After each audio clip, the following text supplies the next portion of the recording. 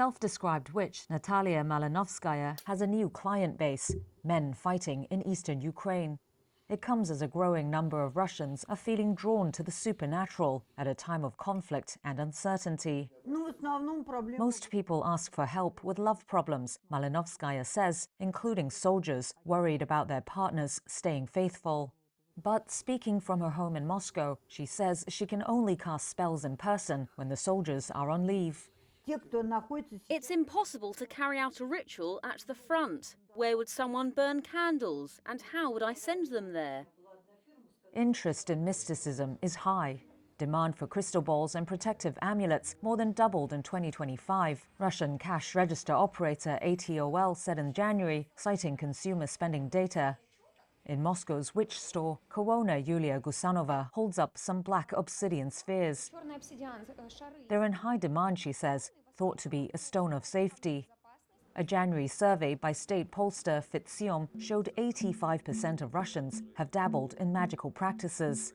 It pointed to heightened anxiety linked to geopolitical and economic headwinds, with Russian soldiers still fighting in Ukraine after some 4 years, a crisis that has hit Moscow's international standing, slowed the economy, and pushed up the cost of living. Though the trend is not all new. Orthodox Christianity, mysticism, and folk superstitions have coexisted in Russia for centuries. After the Soviet Union collapsed, the 1990s saw interest surge in divination and other supernatural practices, as did the final years of the Russian Empire. Voodoo-themed bar owner Yevgenia Chasanyad says her venue provides a much-needed distraction. It turned out that we matched perfectly with the moment, she says. But the revival has its opponents. Some lawmakers are trying to ban advertisements for services like astrology and energy healing. They warn these could lead to vulnerable people being exploited financially.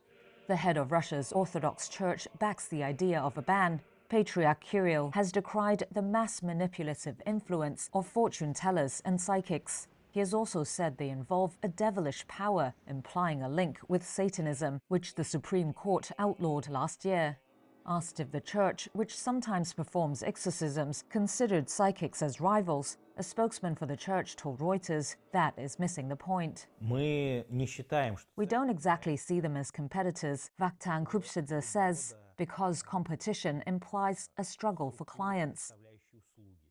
The witch Malinovskaya insists she has no issues with the church. I think it would be better to make peace. I've never spoken out against the church. I always tell people to go to church.